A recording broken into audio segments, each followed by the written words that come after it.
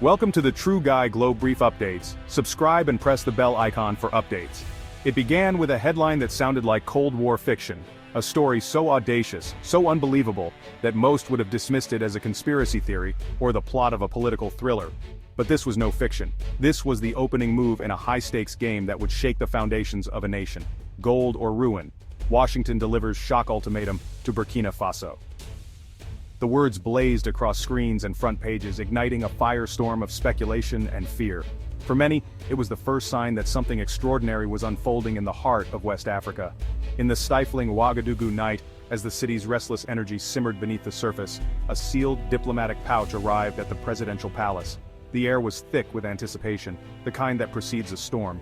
Inside the pouch was a single, unmarked USB stick. No signatures, no letterhead, no indication of its origin. Just a cold, silent piece of technology carrying a message that would change everything. The message, once decrypted by the president's most trusted aide, was chillingly direct. There was no room for negotiation, no hint of compromise, only a stark demand and a threat. A Western financial consortium, fronted by the IMF and shadowed by the US Treasury, demanded 70% of Burkina Faso's gold reserves be sent to New York. The request was as bold as it was ruthless, cloaked in the language of international finance but reeking of old-world imperialism. The alternative? Immediate repayment of all national debt, an impossible sum that would plunge the country into bankruptcy and economic collapse overnight. The threat was clear: comply or face ruin. It was extortion, not diplomacy.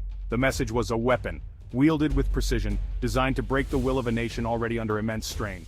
The architects of this ultimatum, powerful men in distant boardrooms, assumed the young leader would buckle under pressure.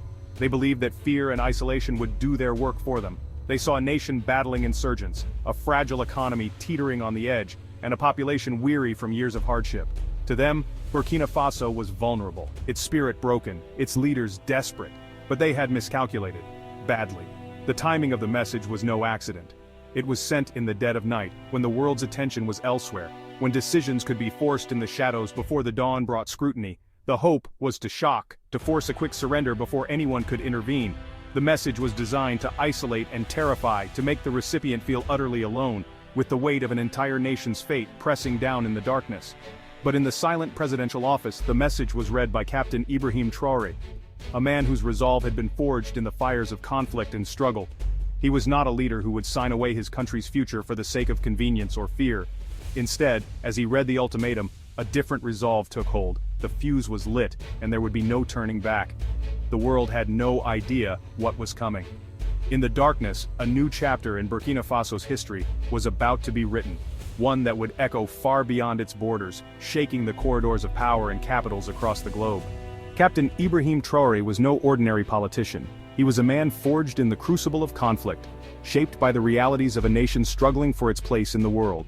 Unlike many who came before him, Traoré did not seek power for prestige or personal gain. He was driven by a deep sense of duty to his people, a commitment to justice, and an unwavering belief in the right of his country to determine its own destiny. A soldier, not a diplomat, he rose to power promising true sovereignty and an end to dependency. His words resonated with a population weary of foreign interference and broken promises. Traoré's vision was clear. Burkina Faso would no longer be a pawn in someone else's game. He preferred plain words and military fatigues to empty rhetoric and suits. Where others hid behind protocol and polished speeches, Traoré spoke directly, his honesty both disarming and inspiring. His uniform was not just clothing, it was a statement of solidarity with the people and the soldiers who defended them. When he read the ultimatum, there was no panic, just calm resolve. He understood the gravity of the moment, but his face betrayed no fear. Instead, he weighed every word, every implication, knowing that his response would shape the future of his nation. He looked out over Ouagadougou, seeing not just a city, but the future of his people. The bustling streets, the hopeful faces, the dreams of generations, these were what he fought for. He saw a nation yearning to break free from the chains of the past. The demand for gold was a personal insult to every citizen. It was a reminder of old wounds, of resources taken and dignity denied. The people's anger was not just about money, it was about respect, about the right to stand tall among nations. Traoré's refusal was not bravado, it was conviction. He believed with every fiber of his being that a nation's resources belonged to its people. His message was clear. Burkina Faso would not be bullied or bought. He recognized the ultimatum as a new form of colonialism, debt collectors instead of gunboats. The tactics had changed, but the intent was the same: to control, to exploit, to keep his people dependent. Accepting would mean surrendering sovereignty. It would mean betraying the hopes of millions who looked to him for courage and leadership. He would not do it. Traoré's resolve was unbreakable, his decision final. He knew the risks, but he also knew that some things were worth any price. Instead, he began planning defiance. Surrounded by trusted advisors and loyal officers, he mapped out a strategy not just for survival, but for victory. Every move was calculated, every option considered. The West had mistaken his quiet strength for weakness. But Traoré was no stranger to adversity. As the world watched, he prepared to show them that Burkina Faso would not bow. The game was on, and this time the rules would be different. At dawn, Traoré called an emergency meeting. Military commanders, ministers, intelligence chiefs, and mining executives, local and foreign. He projected the ultimatum for all to see. Shock and anger filled the room. Traoré spoke with steady resolve. They see us as a line item. They think our sovereignty is for sale. Today, we answer, no. The response was unanimous. Military chiefs pledged loyalty. Ministers, often divided, stood united. Even local mining leaders, risking business, voiced support. Traoré's clarity galvanized them. He didn't debate, he declared, we will not comply. A line was drawn not just for the West but for the nation. This was no longer just his fight, it was Burkina Faso's. The ultimatum had forged unity. The nation stood together. Defiance had become a collective cause. Words alone wouldn't suffice. Traoré acted fast, ordering a 48-hour lockdown of every major gold mine. Special forces secured sites not to seize but to prevent any gold from leaving. All export licenses for precious metals were suspended. Borders and airspace came under military watch. Private charters were grounded. The message: nothing leaves. Non-essential foreign contractors were expelled from mining sites.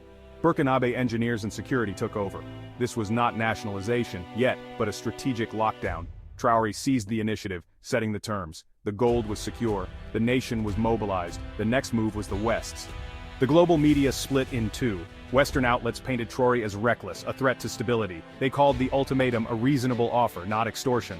The goal: isolate Burkina Faso, delegitimize its leader. But across Africa, the story was different. Social media exploded with support. Hash hands off our gold trended continent-wide. Traoré was hailed as a hero, a new Sankara. The West's demand was seen as neo-colonial plunder. At home, criticism only strengthened Traoré's support. The crisis had become a popular crusade.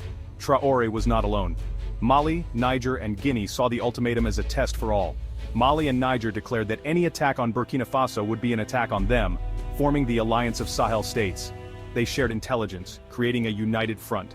Guinea's leader condemned Western financial terrorism and offered new trade routes to bypass sanctions. Regional cooperation became a lifeline. Africa could create its own solutions. The West's divide-and-conquer strategy had failed.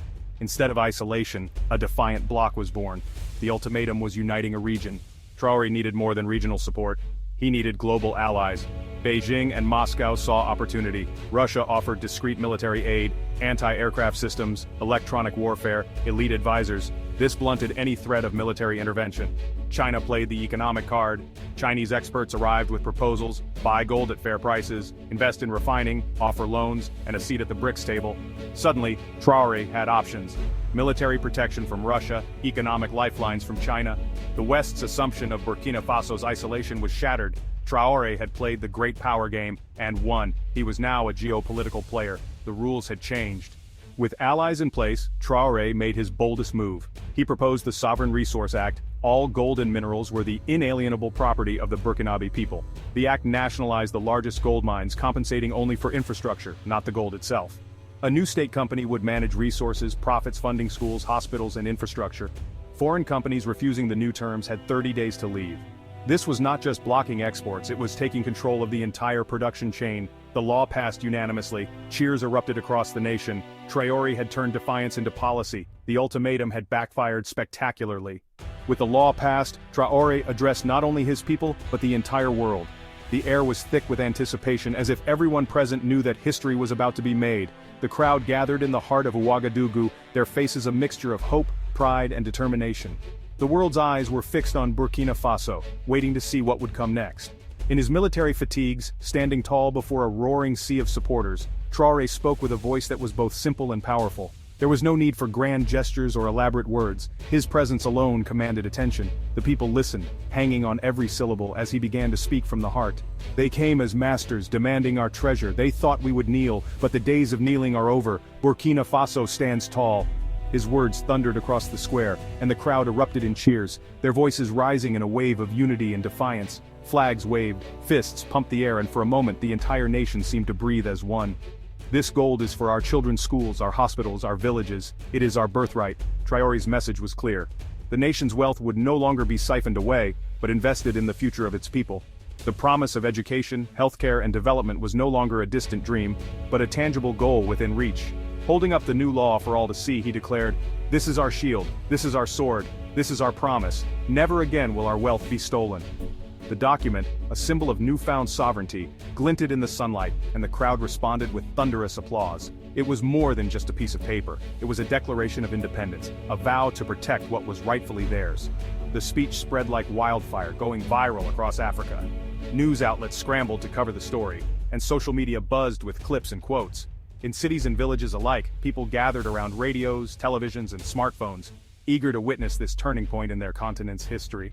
To my brothers and sisters across Africa, they will tell you you are poor, that you are weak. It is a lie. His words resonated far beyond Burkina Faso's borders, reaching millions who had long felt the weight of exploitation and injustice.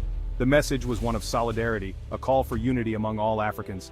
Our continent is the richest on earth. The only thing we lacked was the courage to say no. Today, we say no. The camera panned over vast landscapes rich with resources, a reminder of Africa's untapped potential.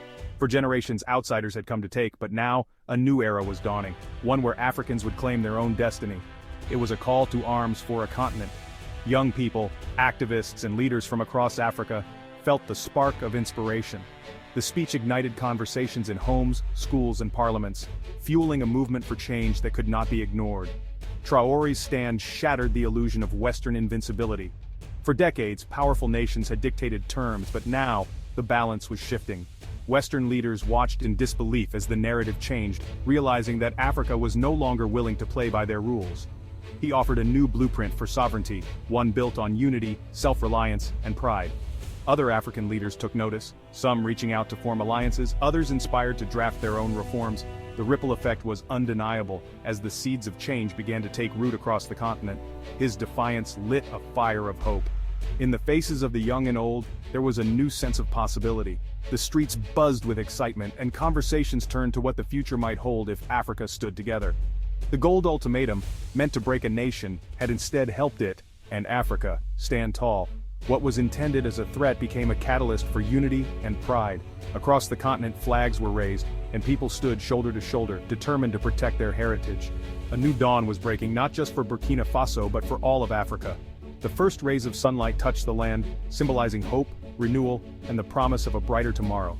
Its light shone from Ouagadougou, spreading outward, illuminating the path for a continent ready to rise. The world would never see Africa the same way again.